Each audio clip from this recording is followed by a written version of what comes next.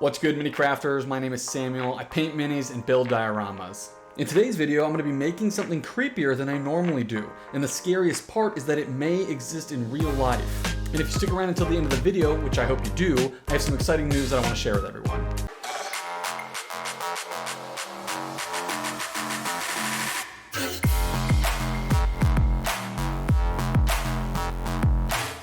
I was scrolling through My Mini Factory the other day looking for a cool model to print and paint up, and came across this amazing sculpt of a Wendigo by Rescale Miniatures, previously called Lord of the Print.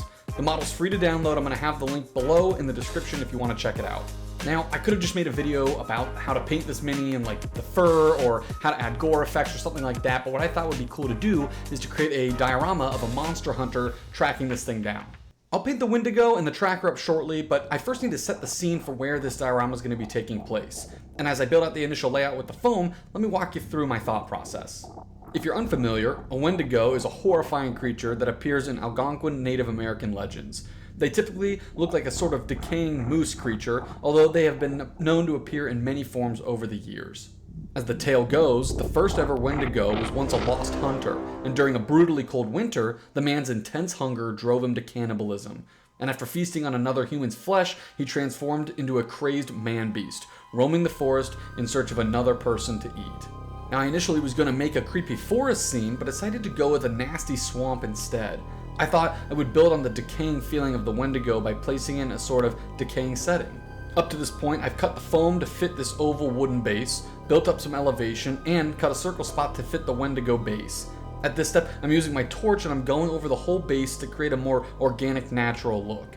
When doing this, you want to be sure that you have a fan going, or be wearing a respirator, or have a window open, as this is going to give off some bad fumes. Typically, after I get my foam shape down, I will create a terrain paste, apply that, and then apply any sort of like rubble or dust or anything before I add my minis. But this time is a little bit different. The Wendigo base that I downloaded comes with a fresh body and a stump, and I kind of want to incorporate that into the base that I'm working on here. So I cut out a very shallow circle spot for the 3D printed base to be settled into. My goal here is to have it be level with the foam structure that I've built up, and then I'm going to glue that to the foam, and I'm mixing up a terrain paste that's actually thicker than I normally do. This is going to help me to fill in the gaps and the cracks that are around the 3D printed base to make it look as though the Wendigo base is part of my foam base. While I have my terrain paste out, I'm going to be using the opportunity to apply it to the rest of the foam base. While it's still wet, I'm going to be coming in with some fine, medium, and coarse ballast to give the base some ground texture. I also had a few small rocks and a stump that I 3D printed with the Wendigo. Now, something that I always see super realistic model builders do is add roots to where trees or plants are growing. And with my embankment here, I decided to add a few myself. I then give the ground a good soaking of isopropyl alcohol and my homemade scenic glue to lock everything in place. I got a bit ahead of myself here and accidentally primed the base up before I got my tree in place. So I drilled a hole for my dead tree. This tree and the stump that I added earlier are just a few of the literal hundreds of assets that comes from my Portal Studios. I've talked about these guys before in other videos that I've done, and while I'm not affiliated with them, nor are they sponsoring me in any way, I must say that the work they do and the sculpts that they make are incredible. They have around 1,300 assets that you can download and print for a super reasonable cost. They added these trees to their website along with the stumps, and I thought that this would fit into my decaying swamp diorama well. After pinning the tree, I add some glue and get that in place. I'm then filling the space around the base of the tree with some Sterling Mud by Games Workshop. Now to quickly reprime the tree and the Sterling Mud. While the primer's drying, I'm going to start painting up the minis, and while I do, I'm going to give you a little bit of a background story here. Let's start with our monster hunter, Dave Thompson. Dave grew up in a small town on the edge of a vast swamp in the southern US. From a young age, he was fascinated by the stories that his grandfather told him about creatures that lurked in the woods and the swamps. His favorite tales were about the Wendigo, a fearsome creature supposedly created by cannibalism. Dave's grandfather, a retired park ranger, was of significant influence on Dave's life. He taught Dave everything about the wilderness, how to track animals, survive in the wild, and respect nature. One fateful fall, when the fog rolled over the swamp heavier than normal, Dave's grandfather went missing while investigating reports of strange occurrences within the swamp. The townspeople found his grandfather's torn clothing and tracks that suggested a struggle, but no body was ever recovered. Haunted by the loss of his grandfather and the mysterious circumstances of his disappearance, Dave dedicated his life to understanding the legends of the Wendigo and other cryptids. He studied folklore, anthropology, and honed in on his survival skills, becoming an expert tracker and hunter. He believed that he could uncover the truth behind the Wendigo, and if he did, he might find some clue about his grandfather's fate. In his late 20s, Dave began his career as a monster hunter, traveling across America to investigate reports of supernatural creatures. His reputation grew as he successfully handled cases involving skinwalkers and other cryptids. Despite his many encounters, the Wendigo remained his ultimate obsession. Upon receiving word that a childhood friend of his had mysteriously disappeared, Dave has returned to his hometown, now in the midst of an unusually foggy season. He believes a Wendigo might be responsible and is determined to track it down. Armed with his trusty silver bullet rifle, Dave is ready to face the monster that has haunted his dreams for years. I've painted up the minis, and now I'm going to move on to painting up the base. After that's done, I'm going to add a couple of final cool touches that I want to show you guys, and that'll be a wrap. For the base, I'm starting with a brownish green base coat and applying that all over the ground. I'm not too worried about getting it on the stones, sticks, and other details, as I'll be coming back in and painting those up in the next steps. I am going to change my paint mixture a little bit to favor the brown. I'm going to apply that to the upper elevated ledge with the tree. I imagine this swampy depression would be more damp and green with algae and other biological growth compared to the upper area. After the ground is base coated, I'm coming in with some Rhinox hide and applying a base coat to all of the bits of wood, the stumps, and the tree. I then grab some flat earth by Vallejo, and I'm going to sparingly apply that all over the tops of the wooden bits. I'm going to water this layer down a bit and use it as sort of a wash to add some variety to the wood texture. I then snag some tan and mix that with my Rhinox hide. I'm going to dry brush that lightly over the tops of the surfaces of the wood, grabbing all of the great wooden texture. I then grab some Cold Corpse Blue by 2 thin coats, and I'm applying that to all of the rocks and stones. Once that's dry, I'm going to add some Wraithbone to get a lighter bluish gray color. I'm going to apply that over the edges, divots, and details of the stones to add some color variety. You could use any off-white color and it'll do the same thing.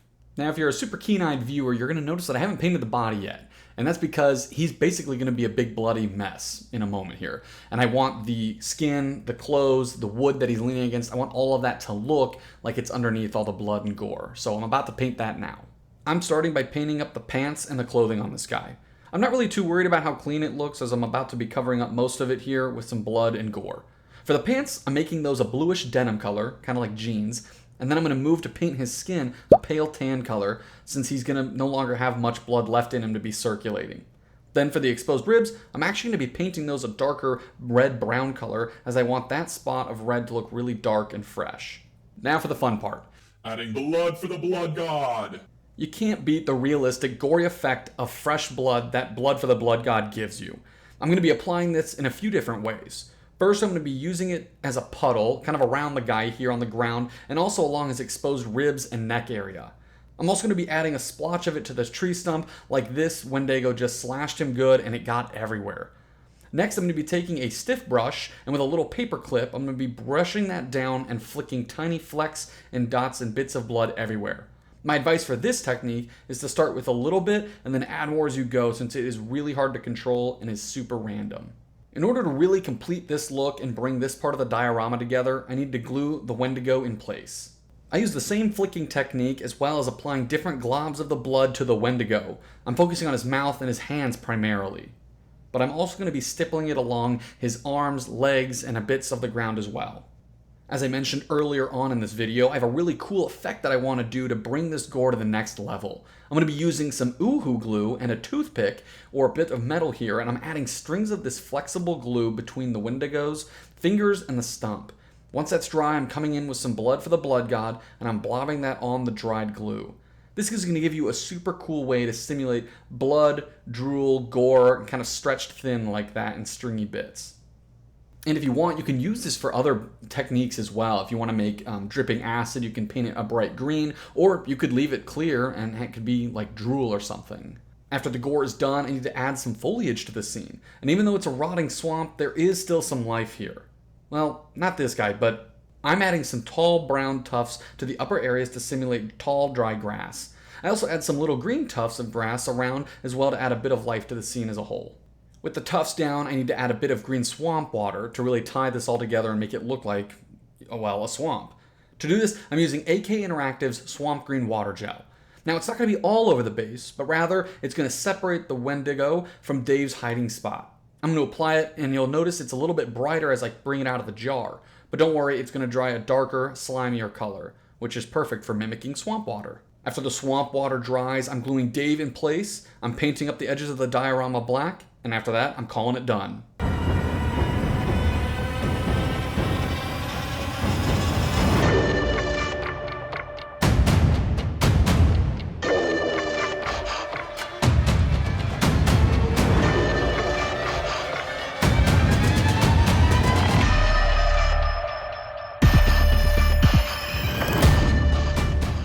Thank you for those of you who stuck around until the end of the video. It really means so much to me. And if you recall at the beginning of the video, I said that I had some exciting news to share. My wife and I currently live in Texas, but we're actually about to move 1,000 miles away to Indiana, of all places. Now, we actually both grew up in Indiana, so we're blessed to be able to return there, but that's not the exciting part.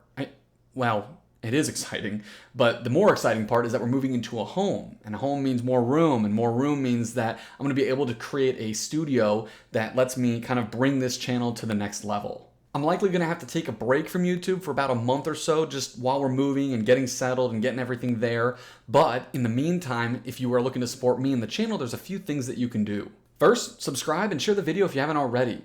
We're always looking to get new nerds involved, and this helps grow the channel and get it out there. Second, if you like some of the products that I use or you see a tool that I have links to a ton of that below in the description. Those are affiliate links, and you can use them to get what I use, and it gives a little kickback to the channel at no extra cost to you. And lastly, drop a comment down below letting me know if you have something that you think I should include in my new studio. Is there a particular tool or setup or something that you have found helpful for your hobby time? If so, drop a comment below. I really appreciate you sticking around. That's going to do it for this one, you guys. Until next time, keep on crafting.